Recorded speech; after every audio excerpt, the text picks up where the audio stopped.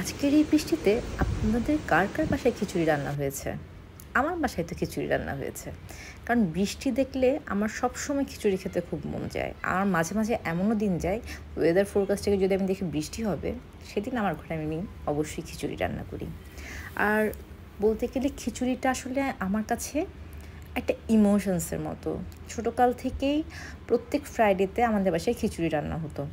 Even আমার যখন বিয়ে হলো, বিয়ের পর থেকে আমার যখন নিজের সংসার হলো, সবসময় আমিও এই ট্রেডিশনটাই মেনটেন করে আসছি। প্রত্যেক ফ্রাইডেতে আমার বাসায় খিচুড়ি করা হয়। লাস্ট ফ্রাইডেতে অনেক গরম থাকার কারণে আমার বাসায় খিচুড়ি রান্না হয়নি। আমরা নর্মালি সাদা ভাত খেয়েছি।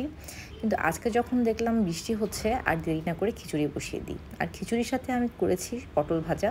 আমার কাছে খিচুড়ির সাথে ডিম ভাজা অনেক পছন্দ এবং বেগুন ভাজাটাও খুব পছন্দ, কিন্তু আমি অ্যালার্জির কারণে বেগুনটা এখন একটু অ্যাভয়েড করি। পটল ভাজিটা আর ডিম ভাজিটা মাস্ট থাকে আমার, আমি অবশ্যই এটার সাথে রাখি। আর হচ্ছে টমেটোর একটা সালাদ করা হয় আমাদের, মানে ক্ষীরা টমেটো মিক্স করে বা শসা টমেটো মিক্স না করে আমি শুধু টমেটোর সালাদটা করি। ওটা আমার আলাদা করে খেতে ভাল লাগে। আমি হচ্ছে শসাটা আলাদা করে কেটে খাই, আর টমেটোটা হচ্ছে কাঁচামরিচ পেঁয়াজ দিয়ে মাখায় খাই। এটা আমার খুব পছন্দ। আমি এটা বিশেষ করে গরুর মাংস রান্না করা হলে আমি এভাবেই সালাদটা করে খাই। আর পটলটা যখন একটু উপরের দিকটা একটু ক্রিস্পি হয়, একটু কালো কালো হয়, ওটা খেতে আমার সবচাইতে বেশি ভালো লাগে। এরপর খিচুড়ির সাথে গরুর মাংস তো আমার চাই, এমনটাই হয় আমার। আমার খুব পছন্দ খিচুড়ির সাথে গরুর মাংস একটু পাতলা পাতলা ঝোল করে রান্না করা।